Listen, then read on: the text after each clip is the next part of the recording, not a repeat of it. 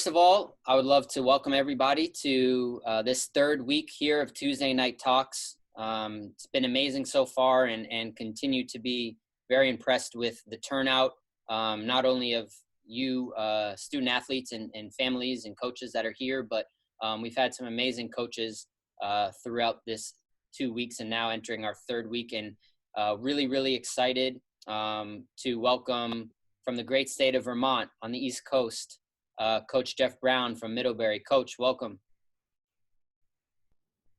Thank you very much, Matt. Happy to be here with Tuesday Night Talks. Yeah, we're really, really excited to have you, Coach. Some people may know a little bit about my background, but I actually spent 2 years in Vermont coaching at a prep school not too far from Middlebury. So I know the area well, but I think a lot of people on this call, especially some of our West Coast attendees, and we even have some people from different countries here, which is pretty incredible. So first things first, Coach, give us a little bit about your background. Tell us about kind of where you've been and kind of what led you to Middlebury, and kind of, just give us a little brief background about your history. Well, I started off in coaching somewhat by mistake. I graduated from the University of Vermont, where I was a student athlete and had a great experience playing at UVM. And at the point of graduation, I wasn't sure what I was going to do next.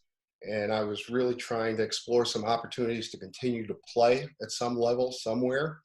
And then out of the blue, I got a call from a coach from Manhattan College, Gordon Chiesa, who I knew because I grew up in the same area where he was a small college coach. And he asked me if I would have an interest in speaking about a coaching position on his staff. So I was really kind of torn what to do, and went down and interviewed and received an offer to be a full-time assistant at Manhattan College in New York City. And it just opened up a whole new world for me. I had a lot to learn, but he was a great mentor and really got me started in the profession a long, long time ago. That's awesome. And what made you want to get started in coaching after you finished playing and got that first opportunity? What made you want to keep moving on? Early on, just being exposed to it and learning so much about basketball from a coaching standpoint and not a player standpoint, just really captured me. And I've been fortunate to make a career of it, coaching at the college level. And I just feel like I've never had to work a day in my life, because it's been such a thrilling experience, working with young people. No, it's amazing. It's amazing. Coach, I know you're being a little modest here, so I just want to educate some of our viewers who might not know a lot about you. But not only were you a student athlete at University of Vermont, you were a 1,000-point scorer, one of the all-time greats at the University of Vermont. You're an inductee to the New England Basketball Hall of Fame, as well as the Rockland County in New York Hall of Fame. You've been coaching at Middlebury for 20 plus years. You've been to the NCAA tournament. I don't even have enough fingers to count the amount of times you've been to the NCAA tournament. 5-time NESCAC Coach of the Year in one of the best basketball and academic leagues in the country. So it's really incredible, and we're really lucky to have you on here tonight and sharing some of your experience and some of your knowledge. So with that being said, tell us a little bit about the NESCAC conference. Obviously it's regarded as one of the best academic and also athletic conferences. So tell us a little bit about your experience coaching in that league. Oh, it's a great league for student athletes. We sort of model ourselves along the lines of the Ivy League, in that all of us are great academic institutions. Some of us are universities, others are small colleges, but it really kind of fits in terms of getting a balanced situation of competing at the highest level among Division III athletics, and then also getting a quality education. The league is made up of 11 team members. There are 3 of them from Massachusetts, Williams College, Amherst College, Tufts University. There's 3 in Connecticut, Trinity College, Connecticut College, and Wesleyan University. And, there's also 3 in Maine, Bates, Bowdoin, and Colby, 3 small colleges in Maine. And then you have Hamilton College in New York State, and Middlebury, which is located in Vermont. Oh, it's amazing. And it's an amazing part of the country. Not too many people from out here realize, we're from California, so it's so spread out. But in New England, all of those road trips, you can do that an hour, 2 hours, some of them. So it makes travel a lot easier. So, with that being said, obviously, as a student, what sort of experience can kids expect at a school like yours, in terms of the student athlete experience, managing the academic course load, the basketball piece of it? How do your students kind of manage the day to day? Well, the comment that we get from our student athletes is that when they're in season, they tend to stay more focused with their schoolwork. And, we'll practice at 4:30 in the afternoon or 6:30 in the evening for a 2-hour block, and we go very hard. So at the end of it, it's sometimes hard for our students to get a lot of studying done. So they make time during the day, and they really keep a lot of focus. And, we're sort of an outlier within the league in that we have some of the longer trips. It's 5 and 6 hours to Maine. It's 4 hours to Connecticut. And oftentimes our guys are, into their books or on their computer, getting some schoolwork done as we're traveling to contests on the road. But again, there's really highly competitive. The league has had a lot of success in the NCAA tournament. Generally, 2, 3, or 4 teams from our league make the NCAA tournament every year. So it's just a really exciting conference to be a part of.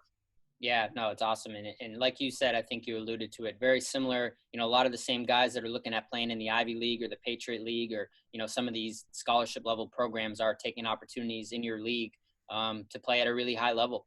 Can't stress that enough, how important that is.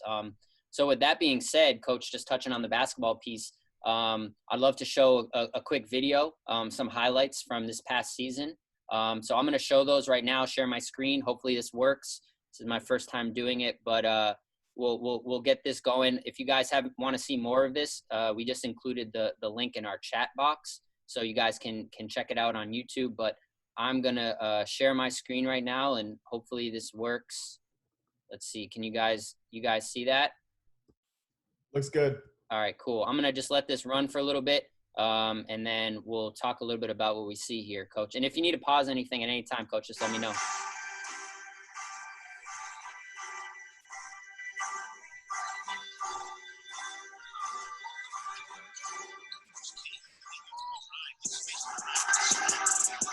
Still figuring everything out.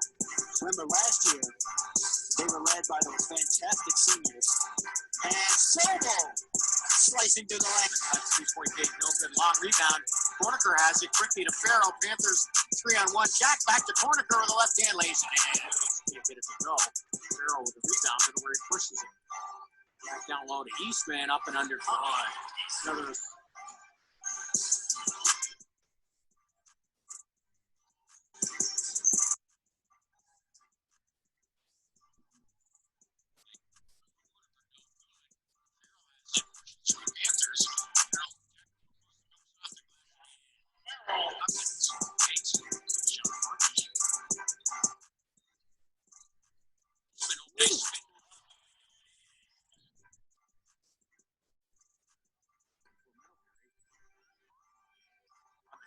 Corniker right there.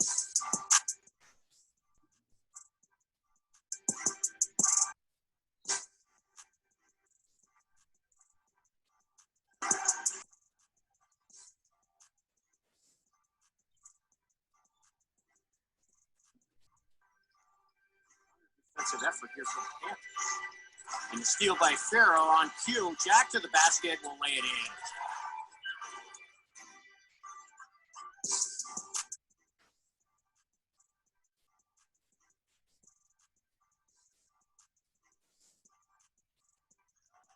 Yeah, I think that's fine, Matt. Awesome. Yeah, that was great. Like I said, if you guys are interested in watching that full video, the YouTube link is below us. Coach, tell us a little bit about what we were seeing in that video. Well, it's our up-tempo attack.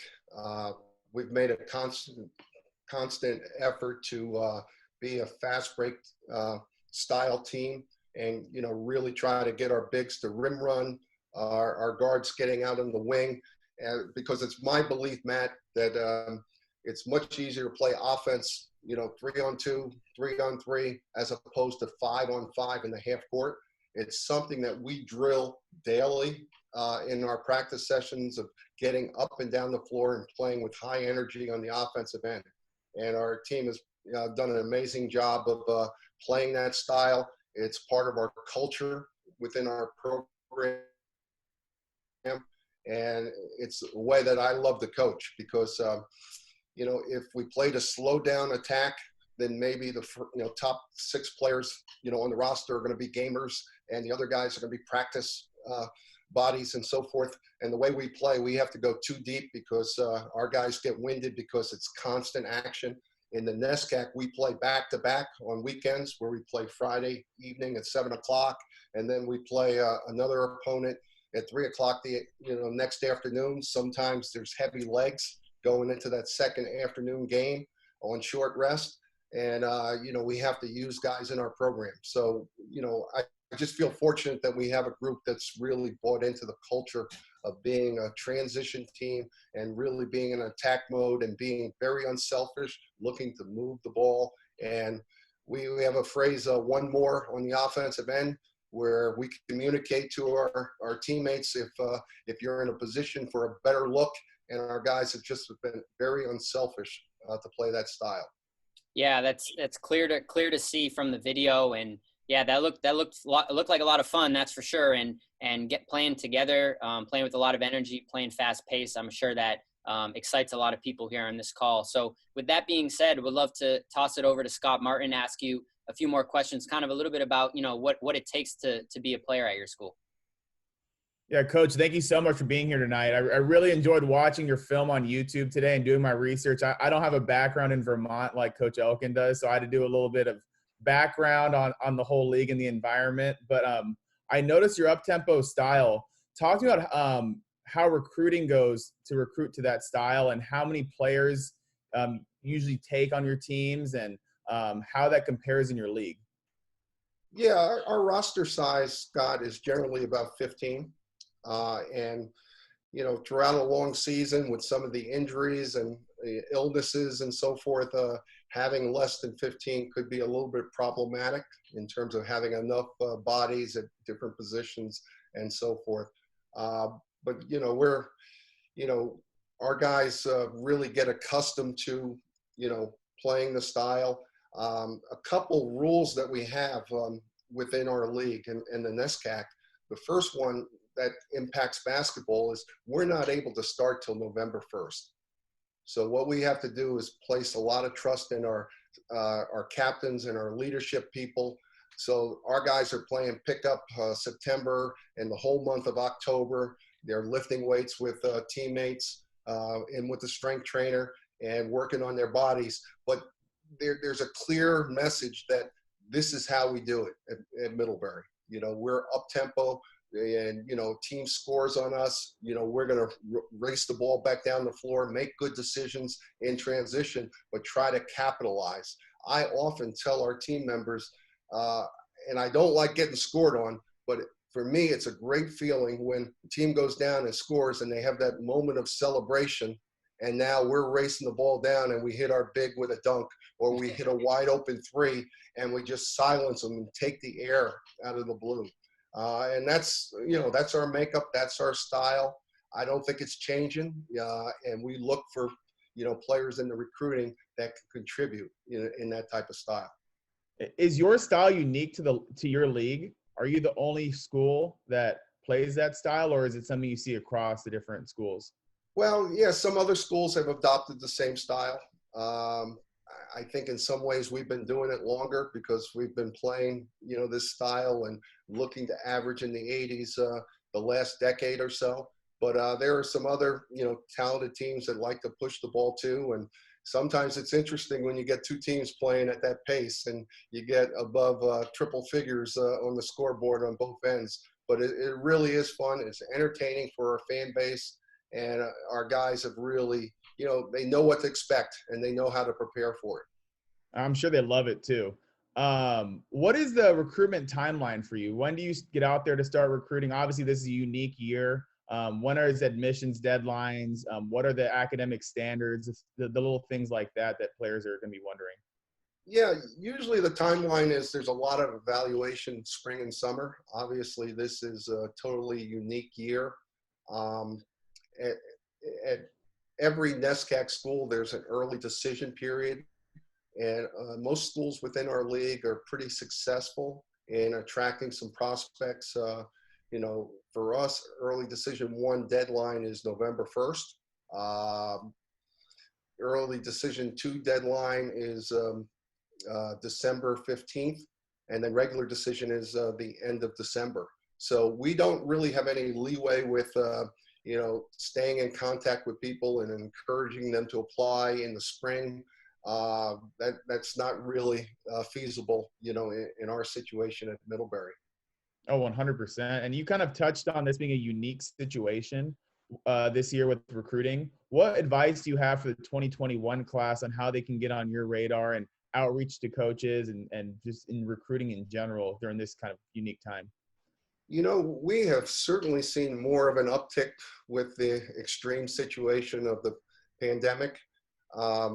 We've gotten more email traffic, prospective student athletes sending us some highlight video for us to make some preliminary judgments about, where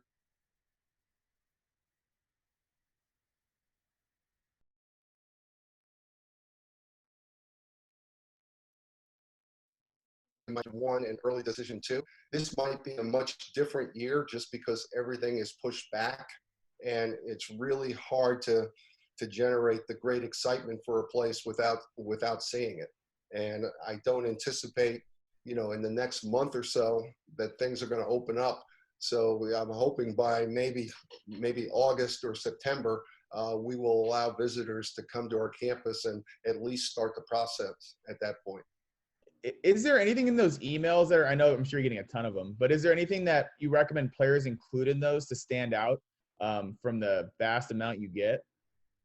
Well, I think just to make things as personal as possible, to give some nuggets about their background and their passion for the game, because that's the one thing that we identify in our recruiting is the young man passionate about the game, because the Division III model is you have to do so much by yourself. And now with the pandemic, people have to go old school. I notice, kids now are training like I trained a long time ago with a jump rope, push-ups and sit-ups and pushing cars around and doing all types of things that are a little bit different than the norm.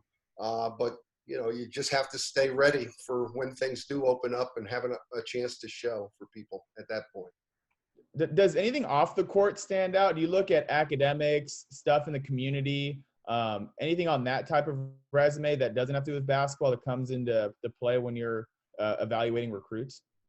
Yeah, there's just a lot of different factors of, being a great teammate, having a really strong work ethic, being very respectful, to adults and officials, whatever the case might be, really being enthusiastic. It's always helpful if somebody's a great communicator. We constantly are harping with our guys, we got to talk more. We got to talk more on defense. We got to talk more on offense and communicate, because that's what great teams do. To be disciplined, to take care of the business, when it's time to take care of business. And the last piece is the selfishness of, really sharing, because that's what Middlebury basketball is all about, is sharing the rock, one more mentality, playing together and just letting it all hang out. No, that's awesome. And you talked about communication a little bit too. With social media, how does that come into play? Do you look at social media accounts of your potential recruits? Is that a factor? We do as a staff, not so much myself. I have a great assistant, Connor Merrill, who was a terrific Division III player at Skidmore College, somebody that we competed against every year. And, from a coaching standpoint, he was at Vermont Academy for for a year. He was a graduate assistant at Springfield College when they went to the Final Four, and he's been with me the last 2 years. And he really pays a lot of attention to the social media stuff and trying to figure out, what kids are really about and what they're like and so forth. So, I mean, he's a big assist across the board with our program, and, he's really cued in and specifically on the social media aspect of things. No, awesome. And my final question is, I was doing my research today, and I saw you've been at Middlebury for 24 seasons and championships, NCAA runs that Matt kind of touched on. Can you touch on your experience in the NCAA tournament since you've been there? Give the players and the different people in this chat today an idea of how that experience for you and your program. Yeah, for sure, Scott. It took us 10 years to get there, believe it or not. And in 2008, we had a team that was pretty successful. We were in our conference semifinal. We lost a close game to Trinity College. The other two teams on the other side of the bracket were rated above us. So when we lost that game, we thought our season was over. I mean, we had seniors crying. They played their last game. Turn in your uniforms. And then, by a stroke of luck, we were selected for the NCAA tournament. And it was unbelievable. We had an impromptu practice. Guys were throwing the ball from the bleachers, from half court, dunking the ball. They turned the music up in the gym as loud as it could go. It was just an unbelievable, situation for our guys. Well earned, but it was unexpected at that point, and it was just really, really sweet.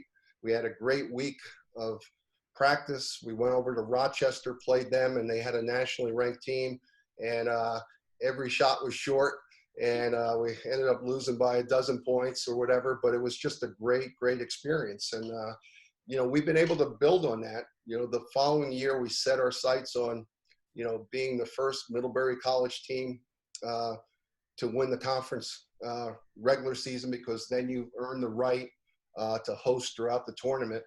And we ended up winning a double overtime game in our second to last game to clinch the #1 seed. We went through the tournament, and we won our first conference championship in the automatic bid for the first time in that year. And the feeling was that might have been our run, because we had the player of the year in the conference, who was second team All-American.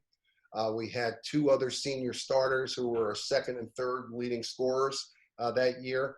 And then we had our seventh man, who was also a senior. So we were graduating, a big part of our group. And, we ended up the next year going 24-4 and getting an at-large bid to the NCAA tournament. And it's just been able to continue on. We've been to the NCAA tournament 11 out of the last 13 years, and there were no NCAA tournament bids before that. So we kind of got off the map, turned the water faucet on, and we just want to keep it on, and keep putting teams under duress and pressuring them and getting after them, and see if we can, continue to be an NCAA team. I love the way you played. I was watching a lot of film on you today, and I just love the pace and the culture. It's just so evident, and I was really appreciate you being on the talk today also. Well, yeah, great. Coach, that all that success, all the Coach of the Year awards, all the accolades, all that stuff, it definitely comes from the players, right? And I'm just looking across your roster. I mean, you have guys from California, Texas, Colorado, Pennsylvania, New York. So for the student athletes on the call tonight that might be interested in moving across the country to a place they maybe have never been before or don't know too much about, what is it about your institution or that part of the country that you think attracts so many kids from all over the country and all over the world to want to be a part of your program? Well, it's certainly the combination. First and foremost, it's the academics. It's a great academic situation for a young man who's qualified, and on top of it, being able to compete at the highest level of Division III really brings, a lot of people to Vermont and some of the other NESCAC schools.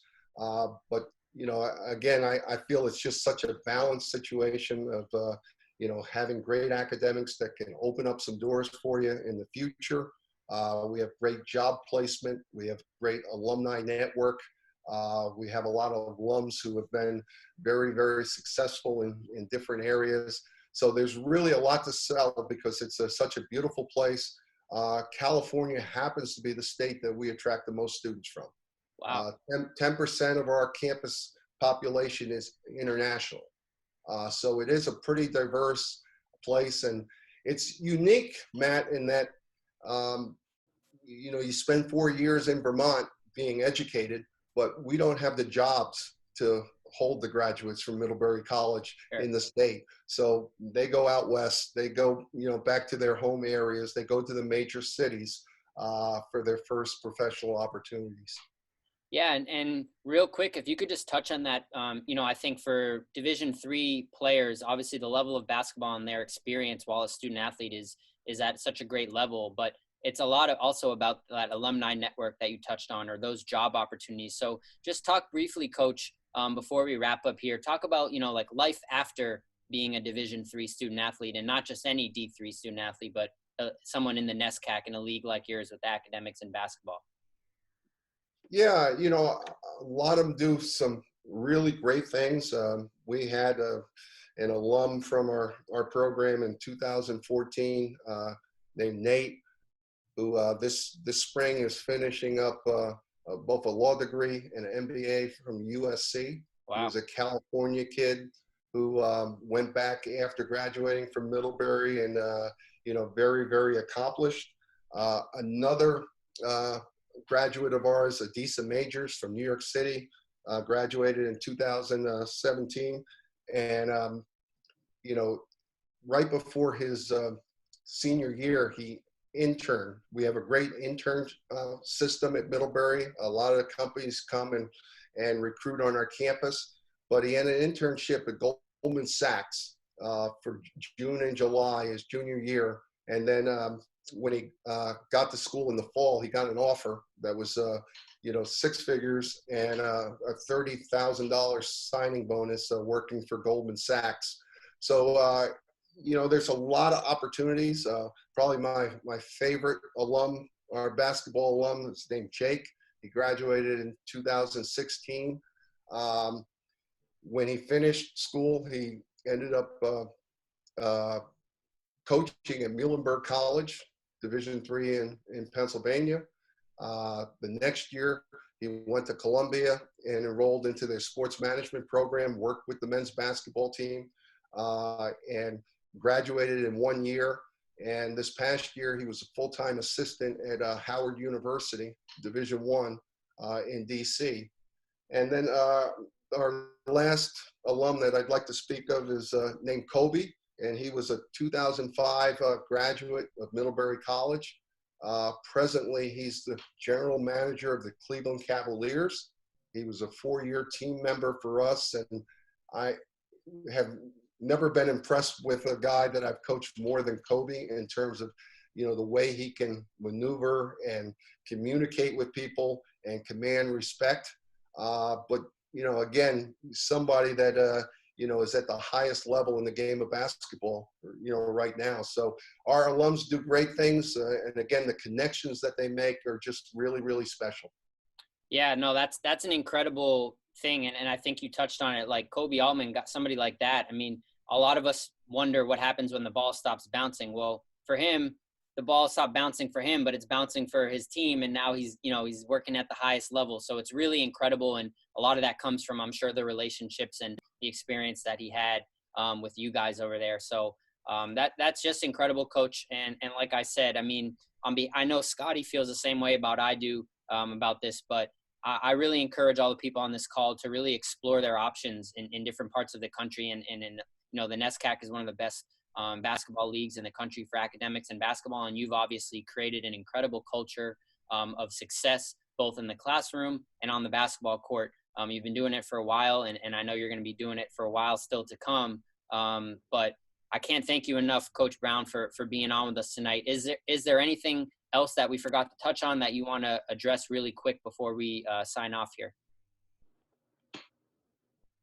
No, I think that pretty much, captures, some of the elements of our program. And again, if you have an interest in, attending school in Vermont, being part of a great small college, a college with about 2,500 students, where the focus is really on professors teaching you and really learning. And we're a residential school where 95% of our students live on campus for 4 years, but it's really community. And that's the one word that I think of when I think of Middlebury College is we're really community-based. And again, I'm just so impressed by our student body, all that they do along with their academics and sports and other activities. They're much, much more well-rounded than I ever was as a young person. Well, that's an awesome way to wrap it up, Coach. And just so everybody knows, we have Coach Brown's email, social media is in the chat box. So if you want to send any sort of follow-up questions directly to him, please feel free to do that. We also included the link for the YouTube video that we showed so you guys can watch more about their program and some of their highlights. Coach Brown, I appreciate you staying up on the later side on the East Coast time for us tonight. It was really, really special for us to chat with you, and can't thank you enough for being on with us tonight, Tuesday Night Talks. Well, thank you, guys. I really appreciate it. Thank you. All right, Coach. Take care. Have a great good night.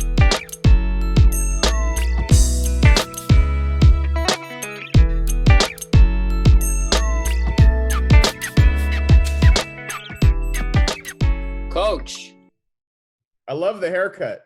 I told you. Yeah, I'm Wow. about to do the same thing. I I'm told looking you. rough. I'm not as stylish as guys from LA like Scotty. It's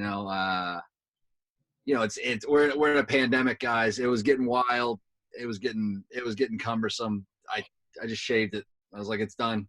I'm through with it. So this is what you get. It's not a common look for me, but I feel liberated. I feel aerodynamic. I went for a run today, maybe a PR. I don't know. It felt good. Felt real good. Now, that was a self-cut, Coach? Yeah. Oh, yeah. Absolutely. What's the back of your head look like? That's my question. You know what? Okay. So when I was in school, I know what you're getting at here. When I was in school, I actually cut teammates' heads for like $4 a pop at one point. And it's easier now. Like you just, you take it down. You start off with the 3, then you go to a 2, then you go to a 1, then you go to a 0. And you got your iPhone. You just take like a reverse head selfie. You know what I mean? You could check it out. Freaked my kids out when they saw me when I walked back in. But it'll be a fun story for them after they recover from the trauma. Well, first of all, we're really, really excited to have you on the call tonight, Coach. Johns Hopkins, obviously one of the top institutions in the entire world. And you're lucky to be the head coach there. I don't think it's lucky, though. I think you put in a lot of hard work. So give us a little bit of background, Coach. Tell us about kind of what led you to get into coaching and kind of brought you to Johns Hopkins.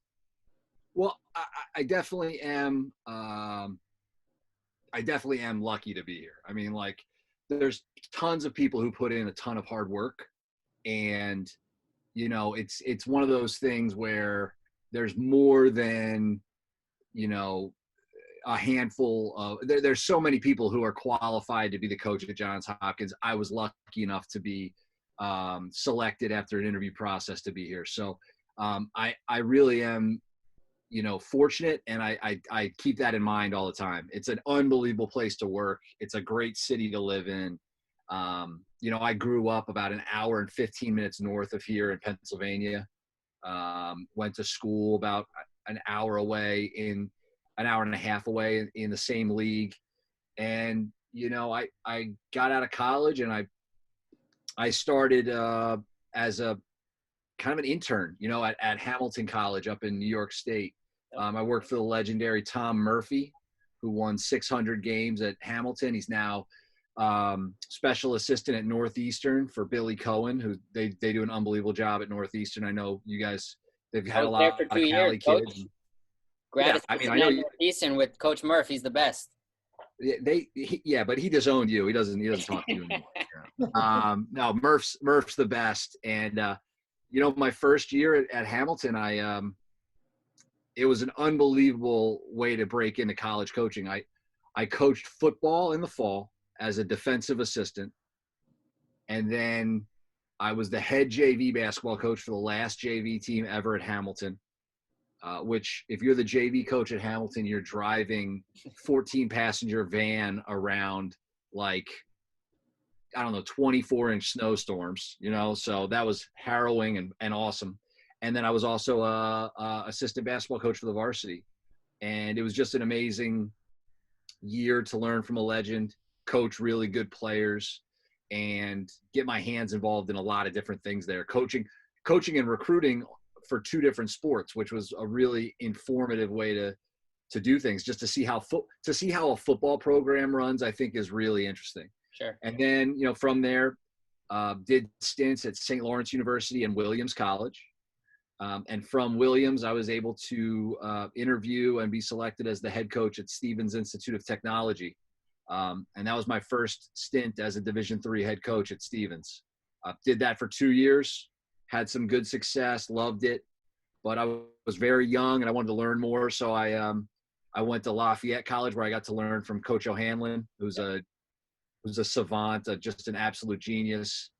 Moved on, and I was in Division I for 9 years. Loyola, Rutgers, and Lafayette. Yep. And then from Loyola, I was able to land here, and it's like being Peter Pan. I've been in coaching my whole life. I've never really had to grow up. So as you can tell, you don't get to do this if you like work for Goldman Sachs, I don't think. No, it's amazing. And you mentioned coaching on the football side, but you played a little bit of football in college as well, two-sport athlete, huh? Yeah, they heard I was going to be the starter the next year, so they cut the program. But, I was multi-mediocre. But it's quite a journey that you've had, and you've obviously coached. You've been a head coach, an assistant, Division I, Division III, and I have to make a shameless plug. Coach Murphy, like I said, spent 2 years with him at Northeastern, and just amazing, just an amazing guy. And he's essentially retired from being a head coach, but he still does everything he can to get our players better. So I loved working with him. I can only imagine what it was like to be around him for the time you did. He was impossible to beat into the office. You would get in like early and he would just be there already. He might have slept there just to. He's one of the most competitive people in the world, while also being one of the nicest. And I think that just learning that right when you get into coaching, you learn that you can do both. You can compete at a really high level and still treat people the right way. Definitely. No, that's awesome. Amazing experiences. And, so from all the levels that you've been at, all the experiences you've had, whether as an assistant, a head coach, a player, no matter what, I'm sure all that stuff has kind of helped you, guide you to where you are now and kind of how you like to play and how you like to coach. So tell us a little bit about just kind of the program as you see it when you got it, when you first started there, and kind of where it's at now, and, what you're trying to do with the basketball program there at Johns Hopkins. It's a job that I was always looking at as a destination job. Johns Hopkins it's a top 10 national university. It's one of the greatest schools in the world. But we're also, we're very fortunate. We have an incredible athletic department. Before the season's suspension and, kind of the termination of this school year due to the pandemic, we were the number one ranked athletic department in all of Division III. Just this year, our volleyball team won the national championship. Our women's cross country team won the 5th national championship in 6 years. Men's swimming was ranked number 1 in the country. We have Division I lacrosse in men's and women's that participates in the Big Ten. So Johns Hopkins has always struck me as a place that would be an incredible position to attain as a head coach. Sure. And when I got here, I've been fortunate in every place I've worked to take over from good people. And Bill Nelson had been here for 31 years, retired, with over 500 wins at Johns Hopkins, and had left some good players. And I think we had a small team my first year, both in height and also in number of players. But we really gelled as a team. I think the way I wanted to play or envisioned us playing fit the group that we had very well. And we were able to take that talent, that really was motivated to work hard. I think we had a nice, I don't know, just give and take as players and coaches. It was an amazing year, and we were able to win the league, the Centennial Conference that year, my first year. And now we just won the Centennial Conference again this year, beating Swarthmore in the championship game. So I really am excited about where the program's at. We have great young talent. We have great senior leadership coming back. And, you know, we're coming off the most successful 3-year stint in the history of the program. And I'm just excited for where this all can go. I think it's a great spot. I think we're in a good spot. And I think we have really good players who hopefully will continue to just propel the program. And I'd like for next year for us to say, well, this was the most successful 3-year stint in program, you know, but I really am excited about where the program is, because I'm really excited about the student athletes that are in the program. Yeah, and how excited were you to beat Swarthmore? Did you have any connection to that school for any reason? Yeah, they don't. I think some of the professors would prefer that I not actually put it out there that I went there. You know, I am not exactly the poster boy for smartest guy to ever go to Swarthmore, but I did go there. My brother is on their coaching staff, so you know, we've had battles with them. We've had, you know, really good games for 3 straight years. And we were lucky to have the ball on the last possession. Our guy, Connor Delaney, who had a great season, first NABC, first team All-American in school history, hit the game winner. And, you know, they bring out the best in us, and I hope we bring out the best in them. It's become a very, very fun rivalry. Yeah, that's awesome. You know, I have a video now. I don't know if it makes sense to do it now, Matt, but just to kind of show the program a little bit. If you want to show it now, I mean, it's up to you. I mean, it's your show. Yeah, let's do it. No, it's your show. Show it up, Coach. Should be able to share your screen. Yeah, let me do this. We don't have to look at your bald head anymore. You like it.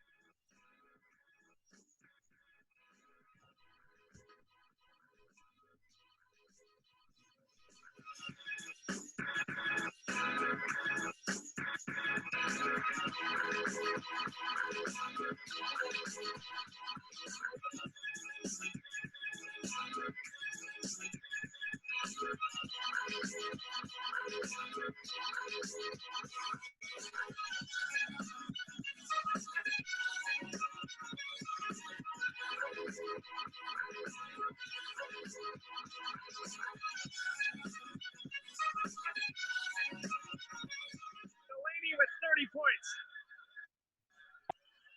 Driving, rising, and hitting! Johns Hopkins! What a finish! Delaney, a player of the year type statement.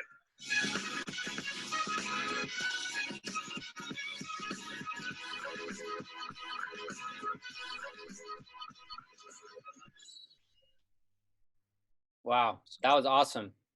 Hopefully that gives a little bit of a better explanation than my mediocre explanation. You know? Definitely. And I'm sure I'm sure if any players are interested in seeing that again or something, definitely reach out to Coach. I'm sure he'd be more than happy to send it over. His email, social media, all that stuff is in the chat box. And if you guys have questions as we're talking, feel free to keep adding those questions in the chat box. I'm going to toss it over to Scott Martin, who's going to have some more questions for you. Coach, as I was looking at your resume today, I noticed you brought in some really good recruiting classes over the years. What are you looking for? Like any specific characteristics in recruits that you look for specifically? I think any coach who says they don't look for guys who can really score is lying. So, guys who can fill it up are always great. I like guys with versatility in terms of defense, can guard multiple positions. I don't think that's earth-shattering stuff. I would say if we talk about one thing as a staff, it's really about just enjoying being around the kid. You don't have that much energy to spare. Why waste it on coaching people who you don't like? So I like kids who have good personalities, who have good energy, and obviously that's not going to be enough. If you're a guy who's shooting 3% from the free throw line, good energy and personality won't get it done. But, one of the separating factors, I think, is just we have a really great team chemistry right now. We have guys who really enjoy being around each other. One of my jobs is just not to screw that up. Keep bringing in guys who are players in the program right now really like, and who our staff feels excited about spending time with. And I think that's a huge part of what we do. It's not always something you can quantify. It's more of a gut feel, and sometimes you probably get it wrong. But we've been really lucky to recruit and retain very, very good people who are just fun to be around. How do you guys go about your recruitment process? Do you have like elite camps?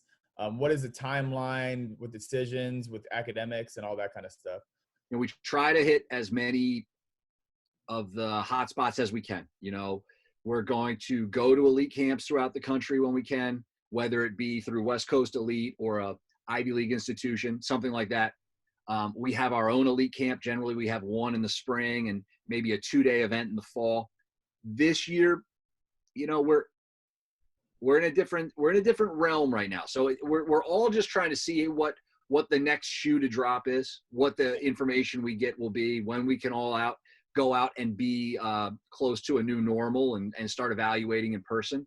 I think right now what we're trying to do to the best of our ability is, just gather as much information, reaching out to coaches, reading everything that comes to us, watching the highlight films that people send us, getting the transcripts and test scores that the kids can send us, and just trying to build a database that's as comprehensive as we can right now, because that's all we can do right now. We're not able to go out and watch in person. So, in general, we're doing that along with going and trying to, see people in other locations and then invite them to ours. But this year's a little different. We're trying to do our best to gather as much information as we can academically and athletically on as many kids as we can, and then kind of sift through that. And I have a really good staff, and they're doing a really good job. And I think it's, I think we're in a good spot for recruiting. Sometimes it feels like we've been in a shelter at home for 9 years, but it's still pretty early. The class of 2021 is still attending school, and it would be around June where we would be getting out for the majority of our recruiting anyway. What are the academic requirements for Johns Hopkins, and are they going to make any adjustments that you're seeing when it comes to being test optional like some schools are going to? I know Johns Hopkins is the institution. Has there been any change? We have not gone test optional yet. I don't know if there are conversations behind the scenes that are leaning that. I can't plan that we will.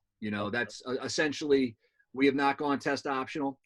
To be honest, I think I can't think of any. Now, there may be a school or two in the top 10 right now that have already been test optional, but no one who was still mandating testing has switched over. So I'm not sure if we will. As of this moment, we're not.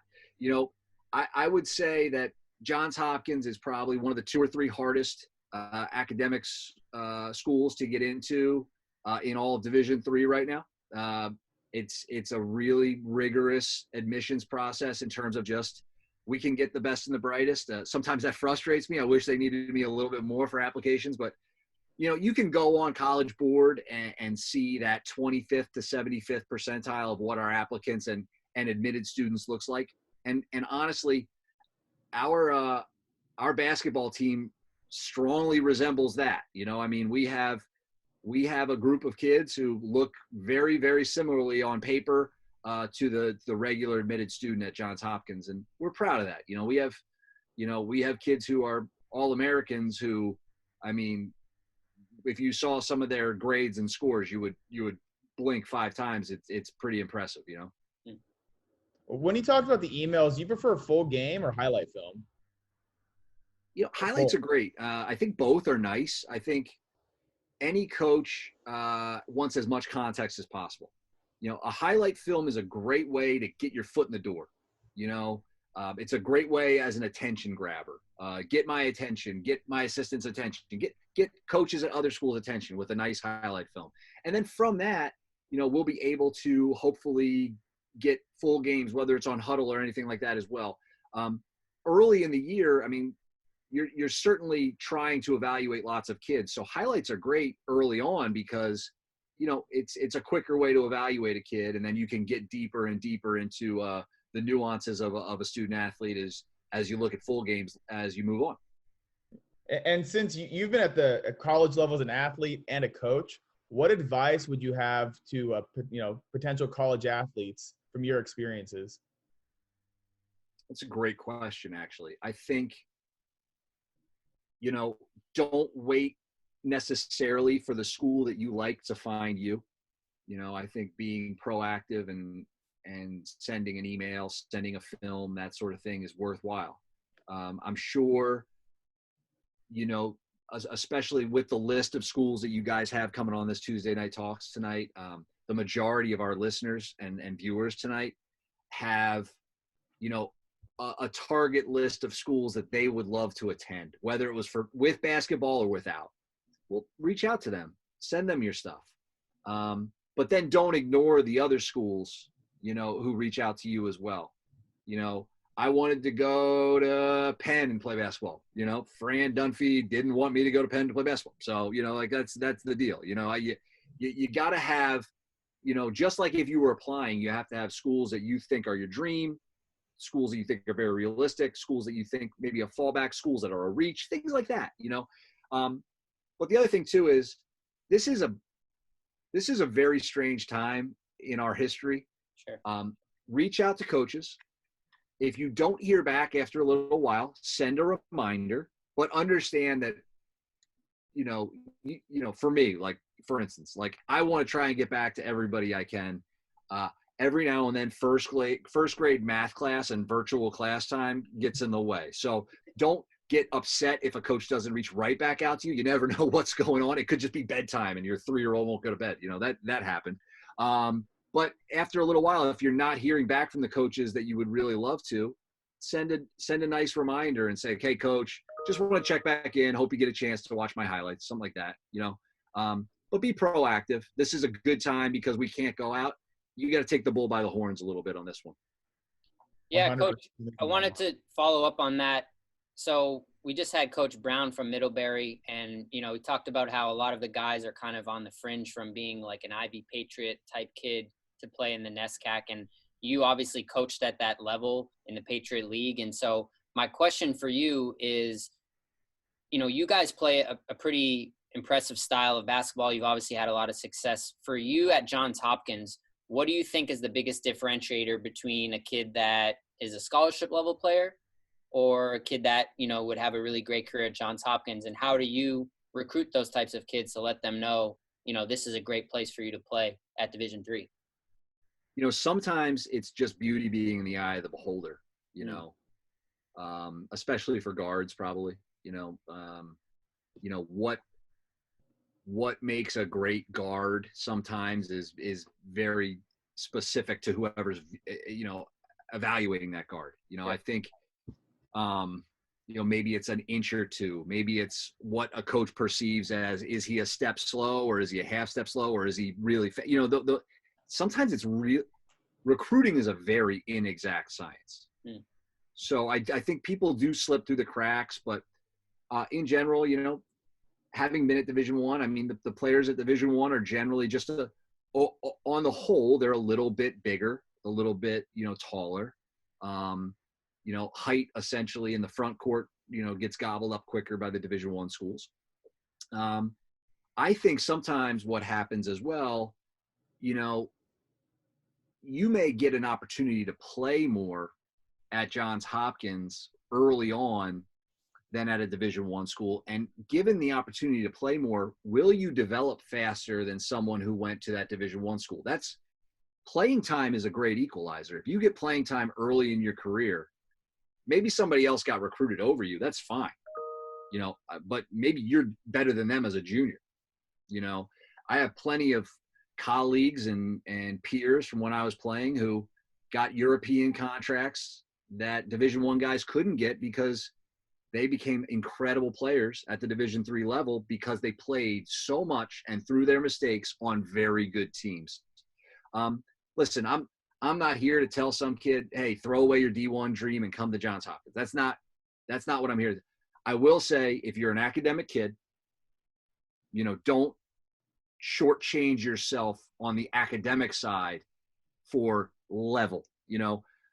Put yourself in a great position for 40 years. You guys do an incredible job along with Ryan Silver of promoting that, and it's the right thing to promote. So don't shortchange yourself there. But also, I think you have to look at yourself and think, what's best for me? Academics, campus, fit, coaching, and then also, where am I going to have the best career? Not just what's the best name or the biggest name, but where am I going to have the best career? And every kid has to decide that on their own. I think we have a great option, but I get paid by Johns Hopkins to think that. So, I think I'm a little biased, but I try to be as objective as possible, and talk to the recruits that we are going through this process with just about why we're a good option. But every kid has to come to Johns Hopkins on the right terms. If you're not coming here and you're not excited about being at Johns Hopkins, how are you ever going to reach your potential? If I have to excite you to play for Johns Hopkins, it's probably not going to be as great a match as the kid who is running through the door every day, excited to be where he is. And that's part of what we're looking for as well. No question. Yeah. And no, I think you made a lot of great points there. I hope kids are listening to what you have to say, Coach. Obviously, you've been at that level. You've been at a bunch of levels. And so you've seen it. You've experienced it. With that being said, kind of the last question I have for you before we tap out here, so Johns Hopkins, the amazing network that you can create being an alumni of that school, the amazing job opportunities that can come as a result of being alumni and being connected to Johns Hopkins. Talk a little bit about that, because I think that's the one thing, when I look at two opportunities, maybe go to a small D1 school, but the network is not as great, or the job opportunities versus playing at a high level Division III, but having that future, as Ryan always talks about, the 40-year plan, what's next for you. So just talk a little bit about what happens for your students after they graduate. It's an amazing place to go because we're the biggest research institution in the country. We're the biggest undergraduate research institution in the country. We have about 6,000 undergrads, but it's an all undergraduate campus. So you're not competing for facilities with grad students. So it's a very tight network. The athletes themselves are super close, very supportive of each other.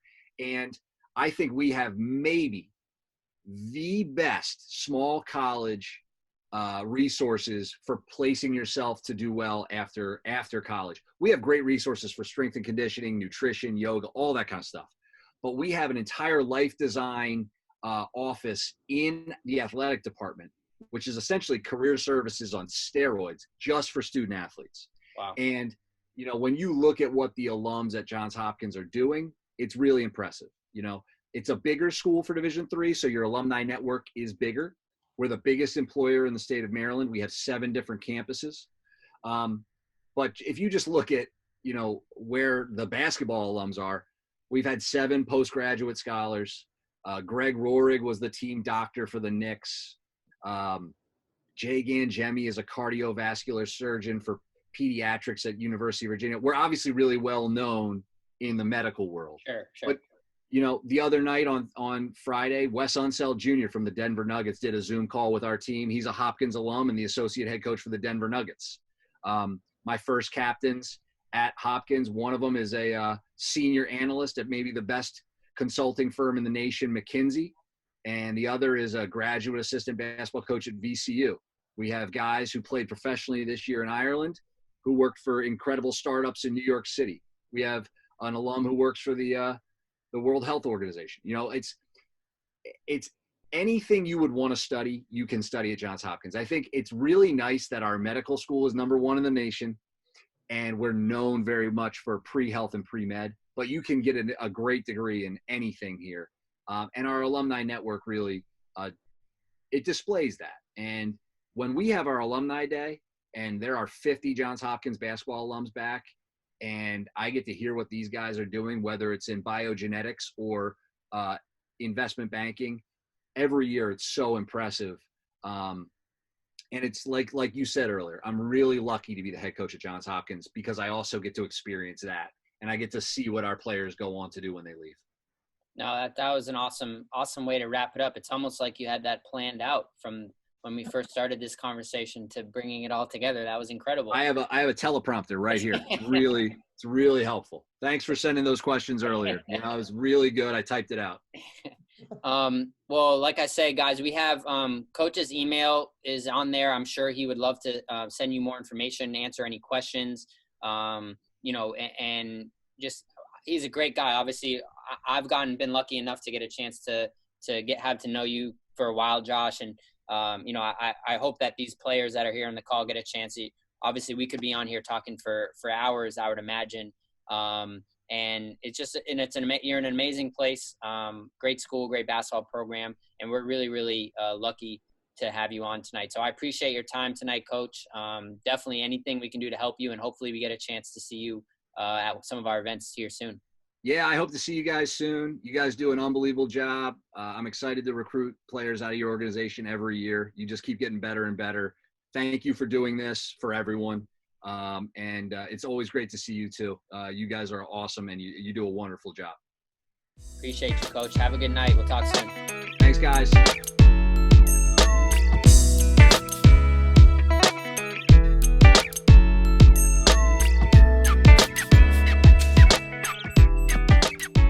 Coach, are you there?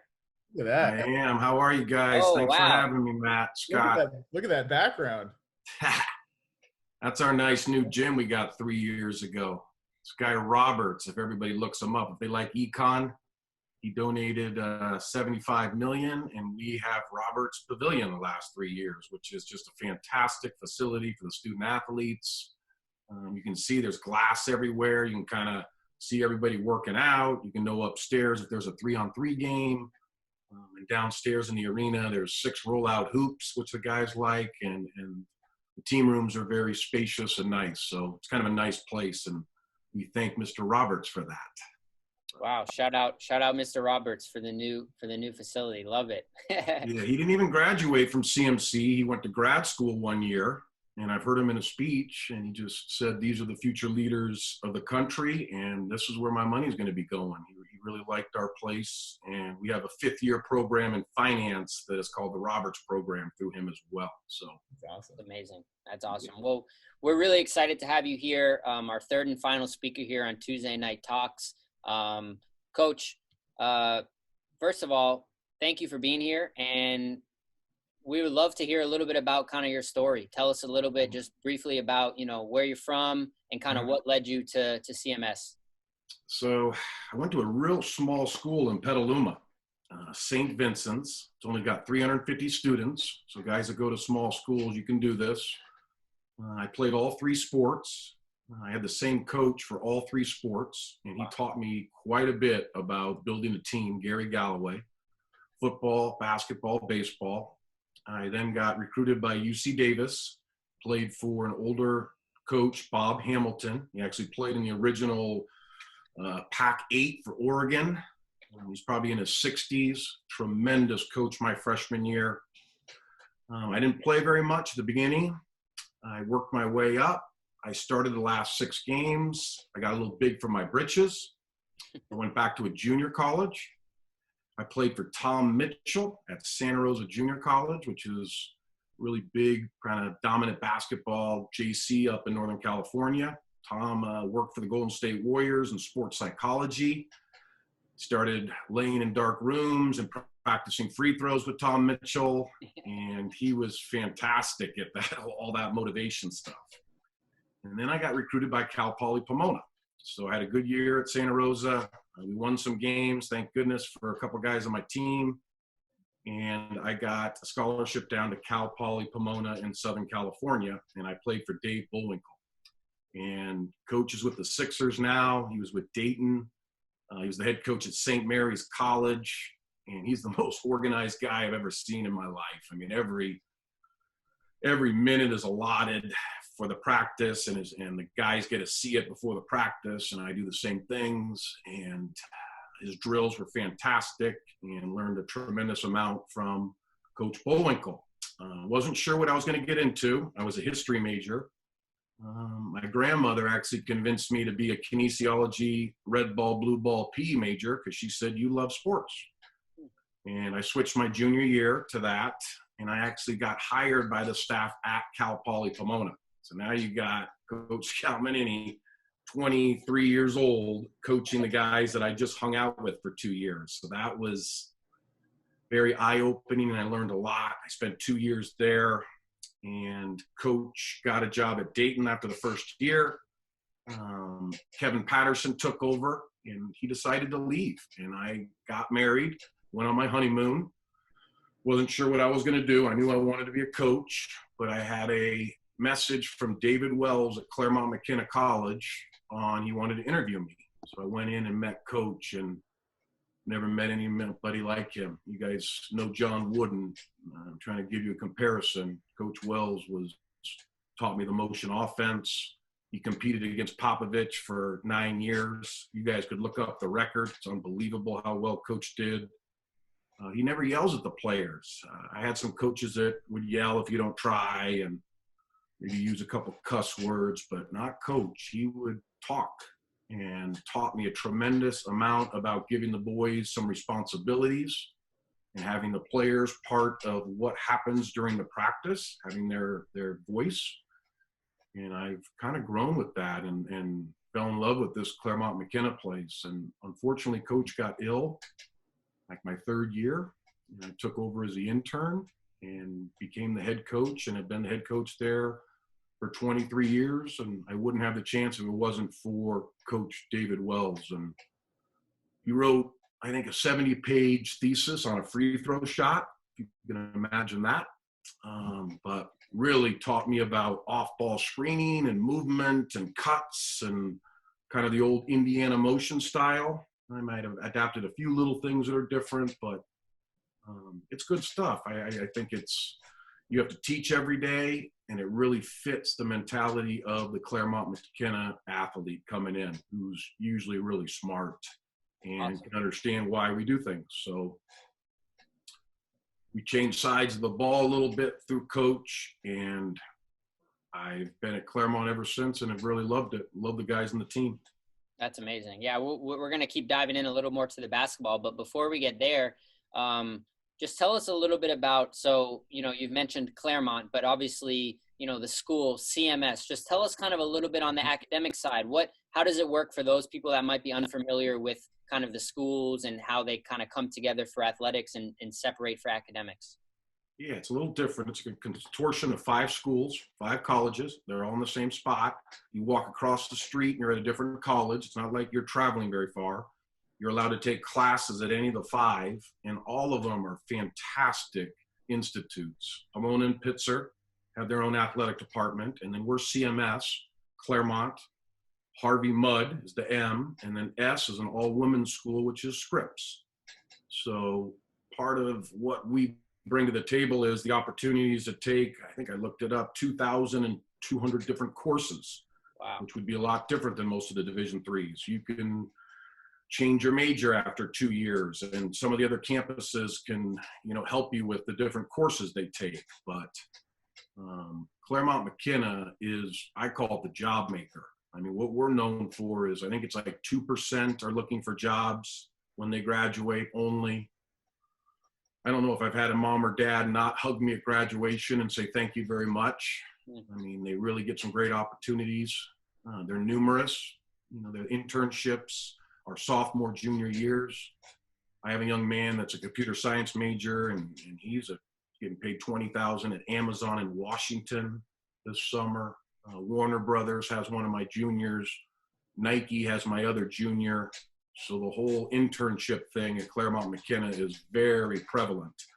The schools in itself, each one has like different strong points to it. So you can almost make it as big or as little as you want. You can stay at Claremont-McKenna where there's only 1,400 students, or you can make it a lot bigger with all 5 colleges. How you do that is the clubs and the organizations that are there. And it's not just like a Frisbee club. I mean, we're talking, consulting, mock trial, investment banking, where the school Claremont gives $30,000 to the students, and they actually, try to make more money and go through the whole system of how it works and change things. And it's very impressive, these different organizations we have. We don't have any fraternities. So the dormitories are like kind of the fraternity, and they'll have a dorm jock, a dorm bra, they call it, for intramurals. They'll have a treasurer. They'll set up different social events. They'll bring in different companies that'll talk to the students in the dorms. And the intramurals become like Benson versus Wolford. And my first year there, I was like, we have 400 people watching an inner tube water polo game in September. So you got to imagine coming from the East. 2 females got to be in the water at all times. There's 6 of you. You're in swimsuits. It's 11 o'clock at night. The basketball guys, they want to be the goalies because we're kind of long and lanky. And they're splashing and kicking, and it's unbelievable. They cheer for each other. So it's kind of a unique place. Wow. I hope that tells you a little bit about it. Yeah, no, that's incredible. We had Coach Cat on last week, and he talked a little bit about it, getting to know a lot more about it. It's pretty amazing, just the courses that you can take in and being able to kind of dip into some of the different 5 schools that are around there. So that's really incredible, and I definitely encourage any players that are on this call tonight to do some more research and kind of look into some of those offerings, because we could probably spend the whole time tonight just talking about that. So that's incredible. Yeah. So thank you for that. And I'm competitive, really competitive. And our school, not to interrupt you, but you got to imagine this. So the Pomona kids will come to our econ classes. So Billy is guarding my guard, and they sit next to each other in class. And the prof says, who's going to the game tonight? And all the kids in the class are like, we're all going to the game tonight. And now everybody knows the next day who's better. I mean, you don't get to drive away and go back to your place. They're yelling, Scott saw you on Thursday night. I mean, it's really personal. You've never seen nothing like this when they share their classes together. So yeah, it's a really neat rivalry. Cats would say it. It's a great game to play in. Hopefully guys aren't, looking over their scout notes in class with their, opponent sitting next to them, looking over their shoulder, checking in. I tell my guys, if you give up those scouting reports, you don't have that, you're in big trouble, because it's happened. Well, talk a little bit about the basketball side, Coach. Obviously, you've been coaching for quite a while now, and you've gotten a lot of opportunity to obviously build your culture and kind of what you like. You've been in the top winning percentage among Division III coaches, and you've obviously created a pretty nice culture for your program in terms of defense. I believe it was not this past season, but 2 seasons ago, you allowed just over 60 points a game, which was led the nation in scoring defense. So talk a little bit about kind of, what's your style, how you guys play, whether it's on the offensive end, defensive end, and kind of what the basketball program is like for you at CMS. Yeah, I think one thing what Coach taught me is you need to play like how your players, what their strengths are. So when I first started, we shot all these threes. Donnellan, Jameson, Can. It's my first NCAA team. Took me 3 years. We played Lewis and Clark in the first round with this team. I think we were like 4th in the country in 3-point shooting. And I lived and died by fade screens and down screens and pop back shots. And I've had some teams. I had a Sacramento Player of the Year, Chris Blease. He's unbelievable. He shouldn't even be at Division III, but he wants the better academic school, and his dad's all bought in. So I turned to like red, which is like ball screens for Blease that year. So I've changed my offense a little bit, but I think one thing is discipline. It's like, some teams will say, don't let people run on you. And I know some of these coaches jump on and say, we run on everybody, but we don't let you run on us too much. And if you watch us, there ain't too many layups happening in a fast break situation against us. We have steps to doing it. You got to guard the rebounder.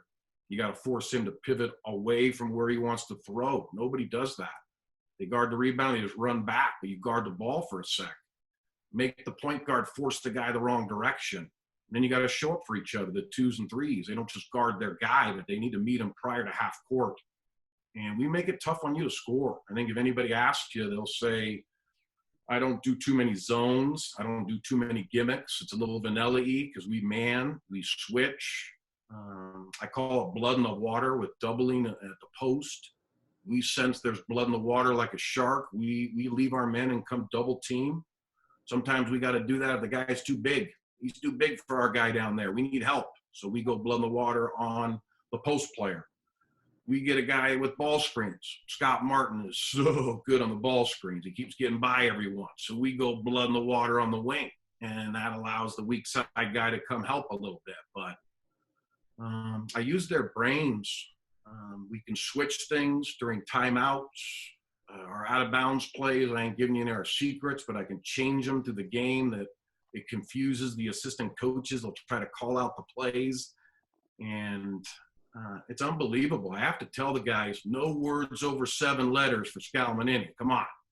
They ask me so many questions that are, high-level questions. And I think moving without the ball allows us to use our mind a little more than just ball screening for one guy. And, for me on a defense, if I know Scott Martin's going to get a ball screen for 40 minutes, I'm going to have a couple plans to stop that. So we use 5 different guys. I've had some tough guys, really good players. And Scarlett from 2 years ago, and he's played in Spain for 2 years. And he was the first team academic All-American. And, he did shoot a lot more than some of my other teams with guys, but we move the ball a little bit. And if we get a layup or an open 3 in the first 7 seconds, we'll take it. But we're not going to force it and take a bad shot. So I also think our culture enjoys the successes of the other guys in the team. And I always say that, and that's really, really important to how I kind of recruit. It's like, it can't just be all about you. The games change each night. Laverne might not double my post player, so I can go inside against them. And then I play Redlands the next night, and I'm facing a 1-2-2 zone, and it's different. And different guys' skills show up. And if guys don't understand that, then it's a dilemma that you're not getting as much as you got on that Saturday night compared to Wednesday. So I think enjoying the successes of the other guys is important. And that starts with just like the day-to-day. And the Claremont guys taught me this. It's like if you do things out of season to help each other, you help each other during the season. If Tejas Gala is one of my top alumni. He works for Apple. He's one of the hiring people for Apple. I've probably had about 6 guys work for Apple management. Max Kirsch is a senior. He'll be working for Apple. Odie is a junior. He has a paid internship with Apple. And what Tejas taught me as one of the best leaders I've ever seen is everyone listens to him because of the work he does, outside the court. And so his voice has so much power. Now, yes, he tries real hard and does all the right things, but I think my older guys have a big impact on my team each and every year. They kind of lead the way, and it's a joy to see. It's like we show up to practice every day. So the culture is that they love to play. And I'm not like trying to play videos for them or crank the music up.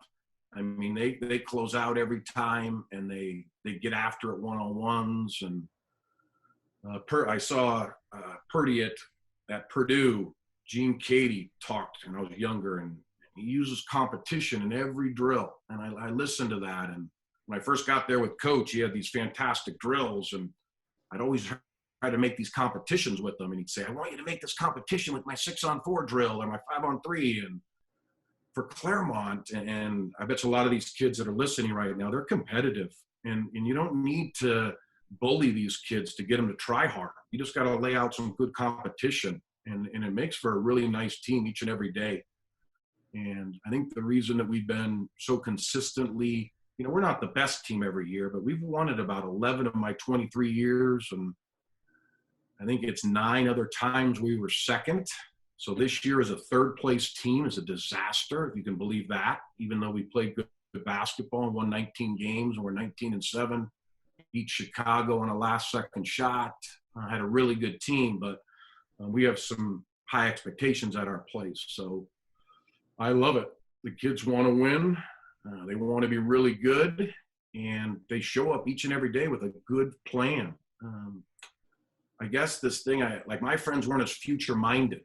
So they, what are we going to do Friday night? What are we going to do Saturday? Our kids, they plan the week out and have a plan for it. And I think that's something that, if I'm a high school kid and I saw one of the questions you wrote, what would you tell them is that plan ahead. Plan ahead for your courses, plan ahead for your training, and it makes for an easier life. There's less stress on you too when you get things done. Wow. But well, Coach, I mean, you're answering a lot of the questions that I know people are wondering. So that's amazing. So let me toss it over to Scott. He'll ask you some more questions kind of about student athletes and recruiting and stuff like that. Scotty? Coach, you've answered a lot of my questions already, so I'm going to touch on the academic portion. So Okay. What kind of academic profile do you look for? And then what is your recruiting process or timeline? Yeah. So a lot of guys have mentioned it, and we're the same. The EDs are really big at these top schools. I had an admissions counselor tell me that it's like if a student ED decides, the chance of them staying there, it goes way up because it's like their pick. It's not like, you want to go to Yale and then you fall off and then you come to Claremont-McKenna. So it's not your number one choice. So we are really ED driven, ED1. We also have ED2. I usually only take 4 guys in each of my classes, and I typically will take 3 or 4 guys ED, to be honest.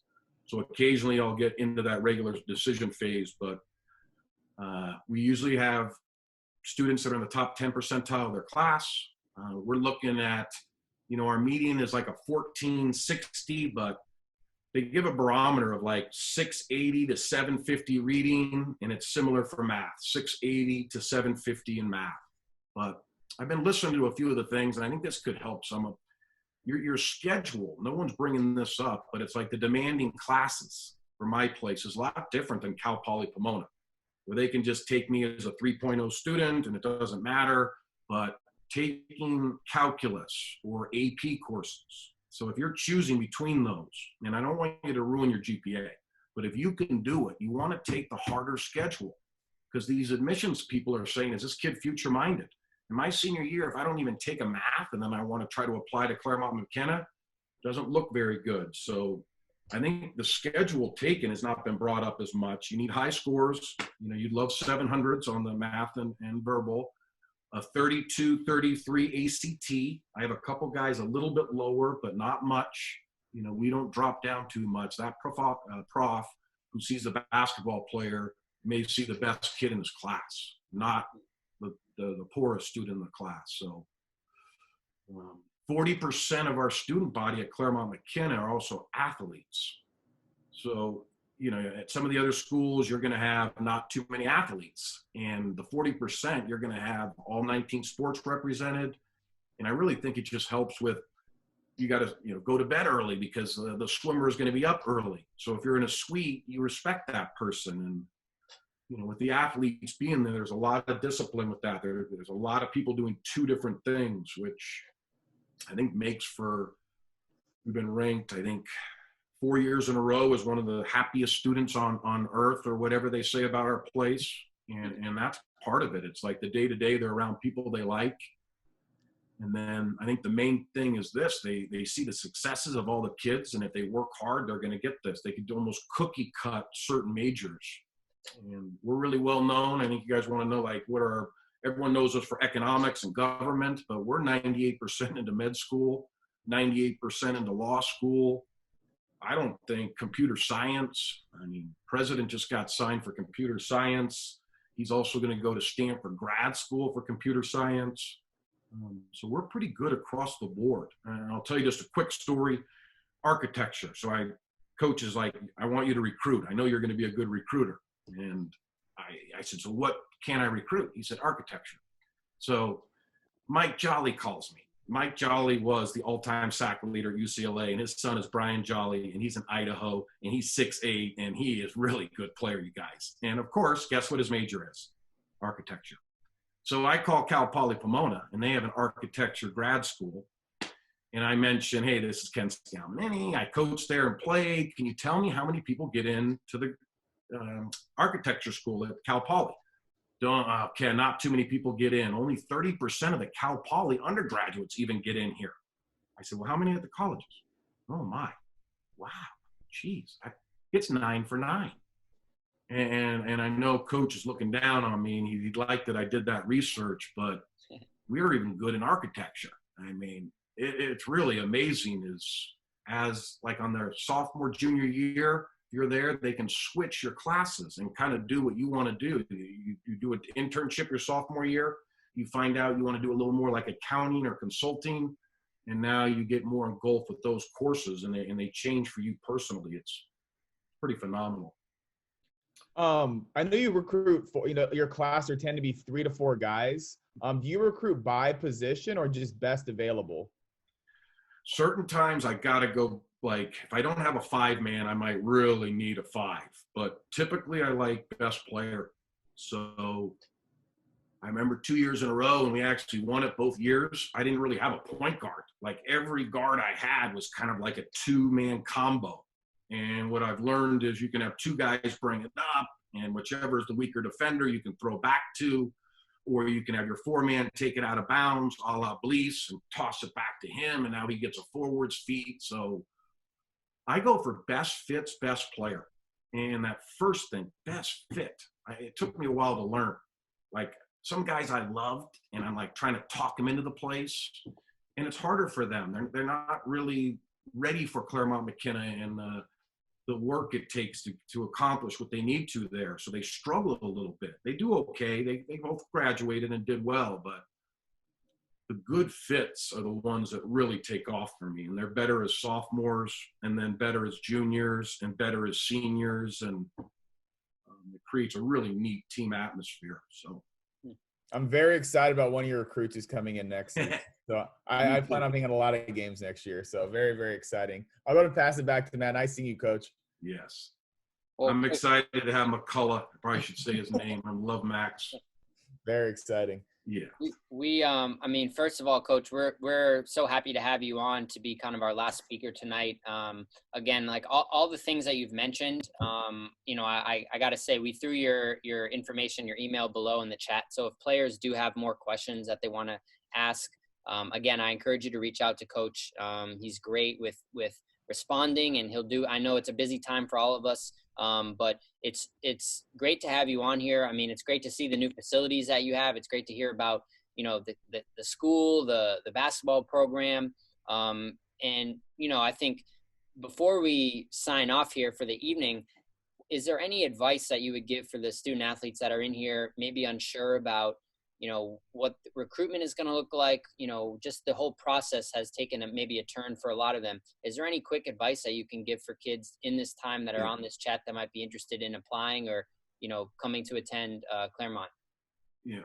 Stay with it. I mean, I'll tell you, so I gave you my little story. I go back to Santa Rosa, and I don't have the scholarships at the end.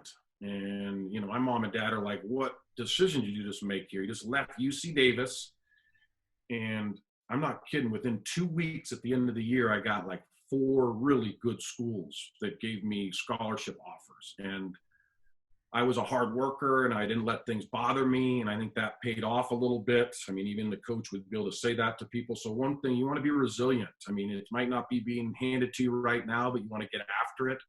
A highlight film is fantastic. I think you always ask that to kind of get my excited about that player, but then have a half ready, like your best half. Doesn't have to be a full game, but a half that shows.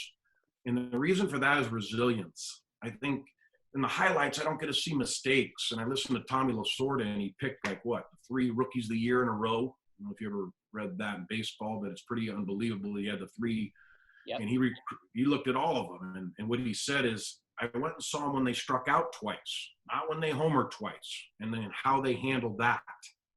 And I think that's the biggest thing that is the cross-off for us coaches is right away. I'm like, I like him. He's a good shooter. He's got some skills.